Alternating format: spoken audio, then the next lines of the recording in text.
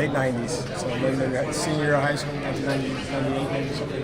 Do you know what Marcus's status is with the hand injury? And then also Urban said last month that he would have been suspended this game. Was he serving that? So yeah, and we'll move forward after this week. And then what's his status with the hand? I just got to get cleaned up, after having a quick surgery. Call it a quick surgery. It's a surgery that requires time to heal, but he'll be back with us soon. And then you mentioned, you talked about Jocelyn and Isaiah and all those guys, but is Josh in that conversation as well? What have you seen out of him? Well, yeah, and I think with freshmen, especially with the new redshirt rule, you didn't have to make decisions going into week one, so we had an opportunity to play on some special teams today. As the competition continues, we did that with the intention that he would continue to compete to get some playing time at safety.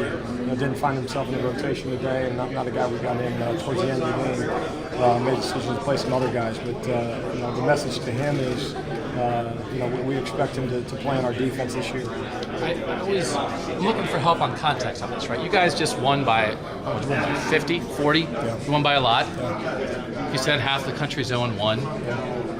I don't want to ask, what's wrong with the defense and have that be all the questions. So you're excited you won. What is the right context for fans, too, Sure. right? You're excited about the win, but are you feeling mostly pretty good defensively about today? You got some pressure, you did some good things, there's some young guys? Sure. Or are you sitting here thinking man, I have a list in my head of things we really need to fix or someone's going to bite us? I think as a competitor, you think about all the bad things. That's Okay. just the reality. That's what coaches do. And again, I would suggest in both cases, if a player made a mistake today, he's thinking about that one mistake as opposed to all the good plays he has. And that's just what competitors do. And then I go back to what I said earlier. The standard is so high. The standard is so high. And if you're a Rutgers football team who we play next week and you watch Ohio State's defense at this point, I certainly don't think they're intimidated to play us, and that's going to change very quickly. So, for instance, at linebacker, you have some veteran guys there, you have some super young guys there, but you're playing some pretty young. Barron and Pete haven't really done this. Malik did it some last year. Sure. I assume those three guys were picked to play because of the ability they have, right? But if you picked those guys to start, you could have picked some other more veteran guys, maybe.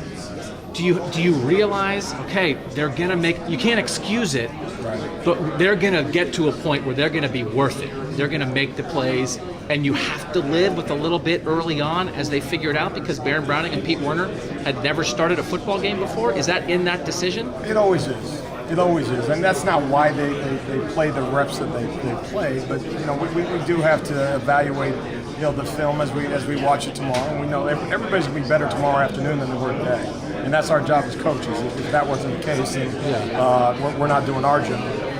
But it counts. This one was on national television.